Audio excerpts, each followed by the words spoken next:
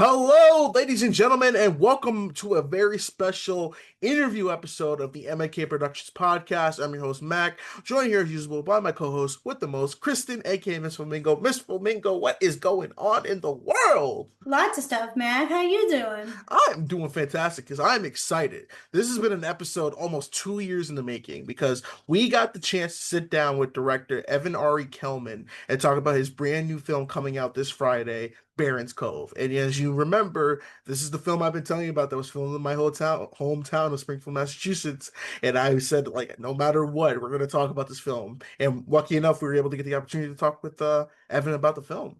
And it was wonderful getting to know him and learn more about the film. Before we jump into the interview, Mac, give people the rundown of who stars in the film and what the film is about. Yes, so Barron's Cove, I guess we can classify it as an action thriller suspense. Is that what we want to You categorize can it? say action thriller suspense. That's a good way to put it. Yes, so it stars Garrett Hedlund, but it also stars, I'm going through the list, Tremel Tillman, Stephen Lang, Brittany Snow, Hamish Linklater, Christian Convery, Mark Menchia, and Raul Castillo, to name the few. And the synopsis of Barron's Cove is: after his son is tragically killed, a grieving father with a history of violence kidnaps the child responsible, igniting a frenzied manhunt fueled by a powerful politician, the father of the kidnapped boy. So this is a very revenge-driven film, a lot of suspense, a lot of twists and turns. I can kind of categorize this as mystery action and emphasis on the mystery because there's a lot of twists and turns. But throughout its runtime, this is a very good film. It was a very good film. I really liked the performances, and Garrett is somebody I haven't watched a lot of movies in a while. If you all know him, he starred in Pan with Hugh Jackman. He was Hook. And don't forget, he was in Tron Legacy, my one of my all-time favorite films. hmm But So, yes, he's fantastic in this. and He I def like Raul. I got to interview him earlier this year, actually, and he was great. And I didn't realize he was going to be starring in this film. So it was a nice treat to see him pop up. And I really like the cast a lot. And I thought Evan had a great story on his hands, and he was given a great opportunity to work in a great setting and have a wonderful cast. Knowing that this is his first feature-length film, he got very, very lucky. No, I agree. It's definitely from the care and craft he told us in the interview we'll get to. He's been crafting the script for almost 2 years now, so he really had a detailed portion of how he wants the film to go. And using the setting of Massachusetts, he really hmm was able to explore that with the film. And I think the film is beautifully shot, great performances all around. I really think that this is something where it's going to fall. A lot of people are going to watch this film because it's coming out in theaters, the video on demand. People are going to start watching it once it makes the streaming circuits, and we'll probably see it pop up on some lists near the end of the year, in my opinion. I think I know it's going to end up on your list, Matt, because I know you really did like it. Because I know we were texting back and forth, and being like, "Oh my God, this happened and this happened." So I know you really liked it. I really liked it. I know it might end up on my best list, or at least an acknowledgement. But let's cut to our interview with Evan. Will be home where he belongs.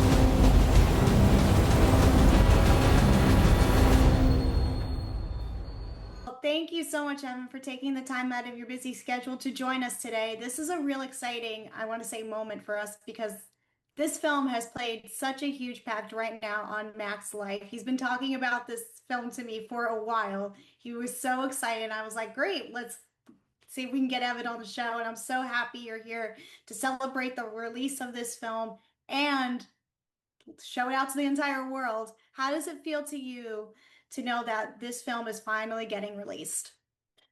Well, first of all, thank you for having me, and I'm so happy to hear that you liked the film, Mac, and that you're talking about it, and that it's impacted you. That's obviously the hope of anybody who's writing anything and directing anything, and the hope of many people who worked on this project. So, on behalf of all of us, thank you. How does it feel? Yeah. It's a little bit surreal. It's taken a long time. It was a big roller coaster, a lot of ups and downs, a lot of moments of, rejections and passes and people, coming in and people dropping off, in terms of financiers and cast and certain other elements. And everything works out exactly as it should. And to finally be here and people, able to talk about it and see it and engage with it.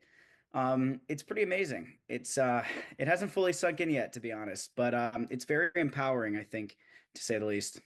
Well, hard work pays off because the film, uh, like Matt, really enjoyed it. I also really enjoyed it as well. Uh, what inspired you to become a filmmaker? That's a really great question. I think first of all, it's movies. Like, when you're young, like you start watching movies. I fell in love with Indiana Jones and I fell in love with all the action movies, so especially Indiana Jones, but many others. And then from there I would get like the characters and like the action figures and start to play with them, which is like a type of early directing. Like when I think about how I started directing, that's what it was. And I would make the sets, with Legos or with Playmobil or with all this kind of stuff and do these little, movies in my mind for hours. It was my favorite thing to do. That's early storytelling, that's early directing. I still basically do the same thing now. It's just, with really, really talented people. So that's kind of how it starts. And then I started, learning, the mechanics of it in lower school and middle school and high school. I went to film camp, and then you just fall in love with the process and you fall in love with collaborating with other people. And it becomes fun, that sense of discovery, and someone has a good idea and then you have a good idea and then it's perfect and it's better you could have ever imagined, and it's fun to make, and you discover something, and then if you're doing it really well, you actually discover something like true, about the world and about everything, and it becomes addicting. You can't Yeah. stop. Yeah, I love the fact that you mentioned how you used to play with the Legos and like basically direct a scene. You might be a good fit for a Lego movie one day. Maybe. You know what? If you know anyone over there, you can let them know. We'll call up Phil Lord and Christopher Miller and let them know that you are interested. We'll make sure you get hopped on the project. We'll let them know. We'll send them this interview right here. I would appreciate it. Thank you. Mac, do you want to get started and ask your first question? Yeah, like I met Chris has said, this has been like something I've been like following your news of Barron's Cove for the last like 2 years. Like I mentioned in my email that you filmed in my hometown of Springfield, so I'm watching the film. And I recognize some of the landmarks. So I was like, oh, that's cool. I know where that is. But you mentioned working with such a talented cast. You have Garrett Hedlund, Brittany Snow, Stephen Lang, Raul Castillo. What was it like to work with such a talented cast like this on a project like this? I got so lucky. I mean, what was it like? It was a dream come true. These are some of the most dedicated, actors in the business. They trusted me. I mean, it takes a lot of courage to sign on to somebody's first feature film. It really does. So not only are they, tremendous talents, but they're tremendous people. They're brave people. And I think we really have to give actors credit when they say yes to a first-time director's feature film, especially when they don't have to. If they're getting major offers, for major TV shows and major movies, the only reason they would say yes to a first-time director is because they're excited by the material, and they're brave. And so beyond just being great actors, they're great people. They understood these characters so deeply. They brought them to life in ways I never could have possibly imagined. They took the backstories seriously, as seriously as I did, which is so validating for a writer and director. Um, and we didn't have much rehearsal time, so we Mhm. basically would shoot. We would rehearse for like a few minutes before the cameras were rolling, and so they really had to know their stuff. They had to be these people, and they delivered great performances with basically no rehearsal. A lot of conversation, but they understood the beats, they understood the writing, and they understood the world. And I'll be grateful for the rest of my life, really. And It's that's a, amazing. yeah. Oh, go ahead, Max. Oh no Sorry, go no no! ahead. It is kind of great because you mentioned with the first time filmmaker, a lot of actors who a lot of have pedigree, they're like, well, maybe not be able to take a chance on it, but the fact they were able to get such a talented cast together to tell this compelling story, I think that it's very impressive, and that actually can lead to my next question. This is your feature film debut. I know you have short form film work with like Delicate, Bandito, Cadenza, Where's the Smoke, and The Badlands Girl. Do you feel like that? Your experience working on those films helped you make the jump to your first feature length film? 100%. And two of those films in particular are really my babies. Like some of those films, other people wrote and they asked me to direct, and I, wanted the experience, and I liked them, and I did it. But specifically Bandito and Where There's Smoke, or like Barron's Cove, I wrote them and I directed them, and they came from a very personal place of my interest. And there's a lot of overlapping themes, themes about masculinity and responsibility and life or death stakes. and then some, visual overlaps, including fire. All of these movies have fire and explosions, you know. Hmm. And so I learned how to do those things well before I got into a feature film. And I think if you look at the like I said, the themes, they're all in conversation with each other. And I don't think I could have made this film without having first made Bandito and Where There's Smoke. And if you like Barron's Cove, I would suggest looking at those short films because you might see something that you recognize. Definitely.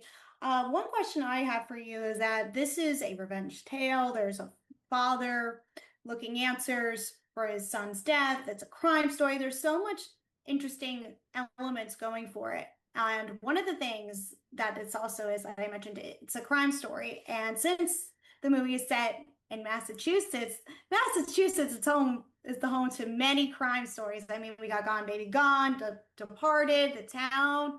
What inspired you to tell a crime story, and what do you love about films like that? That is a great question. That's a really big question. Yeah, sorry, I don't mean to make it a mouthful as well. No, no, no, no, no. It's a really great question. There's a few questions in there. Look, I think you have to look at the landscape. Like when I was writing Barron's Cove, I set it in a world that was part civilized, but also, partly rural and kind of in its own little pocket. I had a house on a lake in kind of a mountainous region. They need it to be. It's not New York City. It needs to be its own kind of thing. But we also don't want to be out in the middle of the country. I still wanted an East Coast sort of flavor and some cities. And, so there's some political intrigue that are kind of touching into these. So I mean that's where a lot of these movies take place. It's where like the political intrigue of these East Coast cities can still touch some of the isolation that happens in sort of the corners of society, and the places that are hard to get to. And I think Massachusetts is a really great place for that. I mean, I only found one place where I could get the city size that I wanted, with the look that I wanted, within driving distance of the ocean, within driving distance of the lake house that I wanted. There's like no places that exist. Like Springfield was the place. And as soon as I found it, I saw pictures and I was like, this is exactly what I've been envisioning for years. Like that city center in particular with the gazebo in the middle. You know exactly what I'm talking about, Mac. As soon as I saw that, I was like, this is exactly what I've imagined. It's real. Yeah. And we were able to shoot there and it was great. Well, Um, I love that. Are you an East Coast guy? yeah, I mostly live in New York. Yeah. Oh, okay, okay. Because now you mentioned how you wanted an East Coast story. I could definitely see you being an East Coast boy. Mac, what do you want to follow up with? No, that's like fanboying for a second because you mentioned Springfield represent. But you know what? It kind of the next question I have with that, kind of based on the filming location, do you feel like that? Because I know that Dexter was filmed in Shelburne Falls, like a little bit down the way from where Springfield is. How does it feel to join kind of like a list of productions that's filmed in Massachusetts, kind of be tied in that nice little bow on top, be a part of a established class like that? I mean, it wasn't intentional, but it was the story first that kind of pulled me there. And now that that's done with, and to be able to look back and say, wow, there's so many, other great films that I admire that, I've shot in this area and have been, playing with some of the notes that I like to play. It's really rewarding in a way. And I should say, like, Springfield was an amazing place to shoot. The people there were really welcoming. Um, I have so many good memories of, trying to get locations and talking to, people and trying to convince them to let me use their house. And I remember I went to the mayor's office and like literally Oh my begged. gosh. Oh yeah.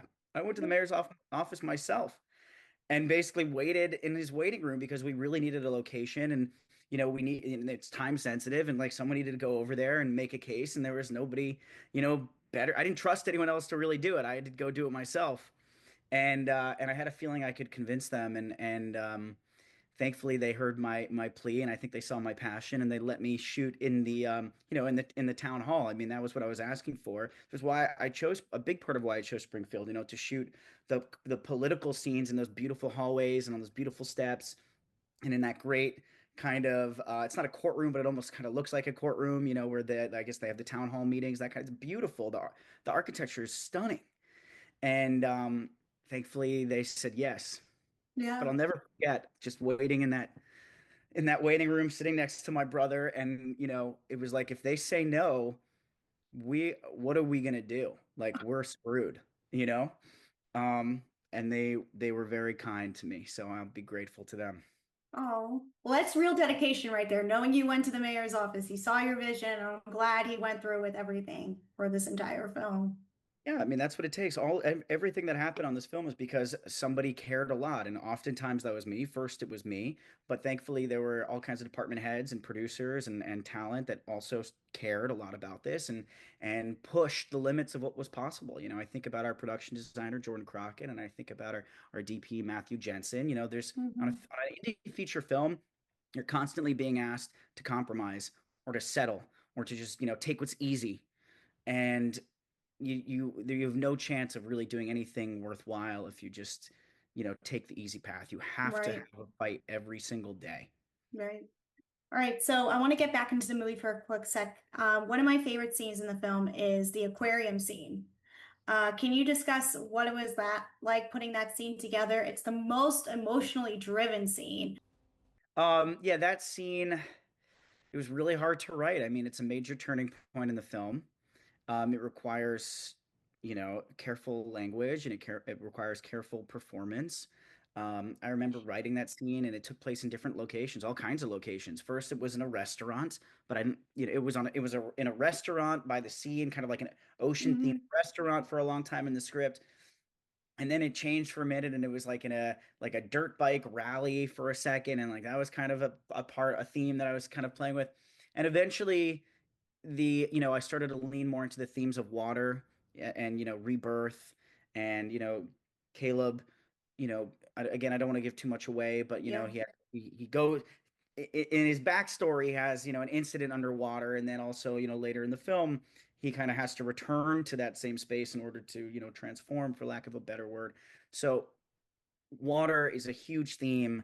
And then I just kind of kept pulling that thread. It became something that he shared with his son, and then that became something that Ethan saw and wanted. It became a representation of of Caleb's love for his son, and that was what Ethan wanted so badly, wanted a taste of. And so that's kind of how they ended up there. And then we found an amazing location that ended up being so beautiful.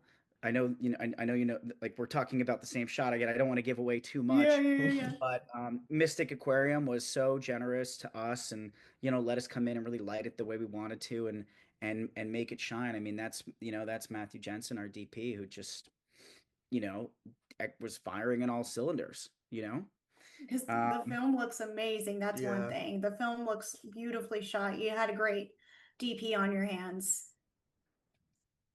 it's really true. It's really true. He's incredible. Um, I'm sure he would agree with me. Like, I wish we had a little bit more time. Hmm.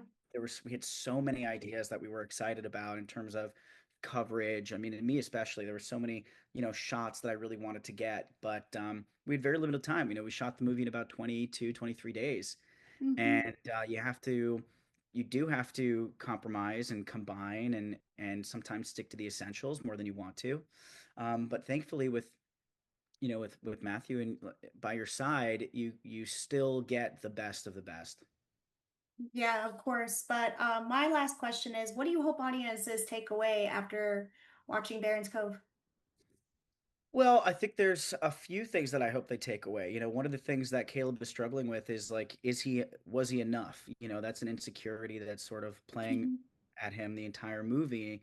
And again, I don't want to give anything away, but I think that there's something that he learns that I think people can also learn from.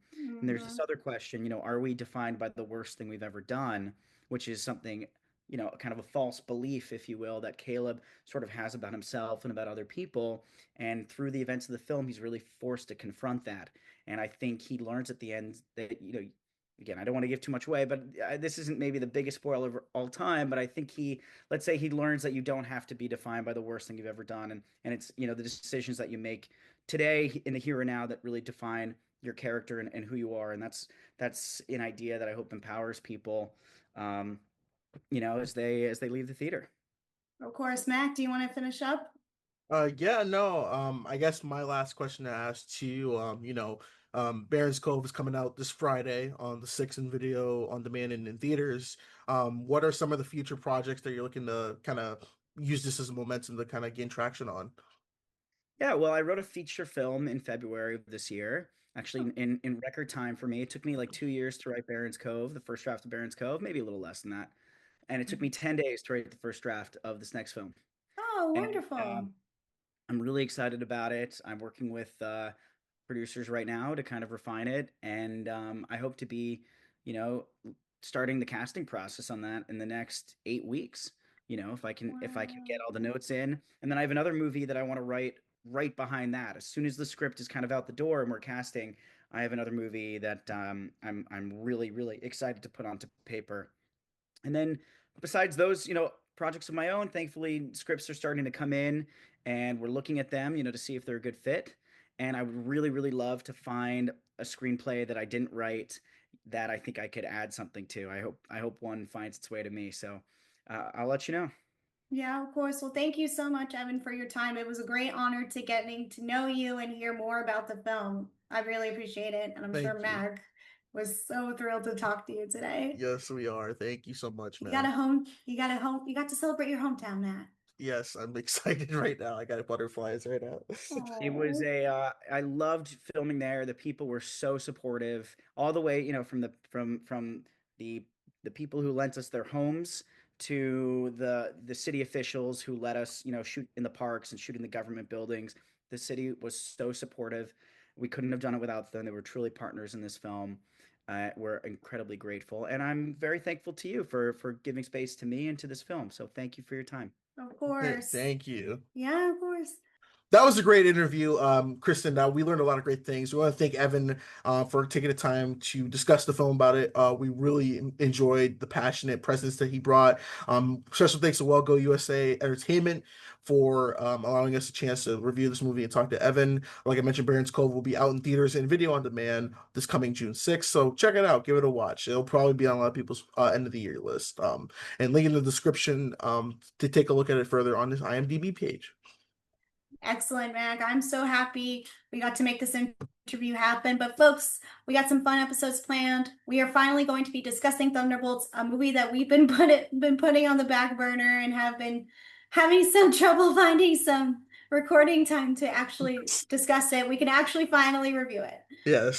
What are we, some sort of Thunderbolts asterisk?